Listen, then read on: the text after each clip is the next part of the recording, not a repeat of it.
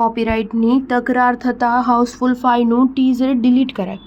અક્ષય કુમારની આગામી film Housefull 5નું teaser YouTube પરથી ડિલીટ કરી દેવાયું છે. આ ટીઝરમાં કોપીરાઇટ ભંગની ફરિયાદ થઈ હોવાની સામે આવ્યું છે. તે ડિલીટ કરી દેવાયું હોવાનો મેસેજ પ્રદર્શિત થઈ રહ્યો છે. સૂત્રોના જણાવ્યા અનુસાર આ ટીઝરમાં લાલ પરી ગીતની ઝલક સામેલ થઈ હતી અને તેના કારણે યુટ્યુબ સમક્ષ કોપીરાઇટની તકરાર થઈ હોવાની શક્યતા છે. જો કે ફિલ્મની ટીમ દ્વારા આ બાબતે કોઈ સ્પષ્ટતા થઈ નથી. દરમિયાન અન્ય કેટલાક સોશિયલ મીડિયા પ્લેટફોર્મ પર મોડે સુધી આ ટીઝર જોઈ શકાતું હતું. ફિલ્મ આગામી જૂન માસમાં રિલીઝ થવાની છે. પાછલી કેટલીય ફિલ્મો ફ્લોપ જવાના કારણે અક્ષય કુમારની કારકિર્દી ડામાડોળ થઈ ગઈ છે.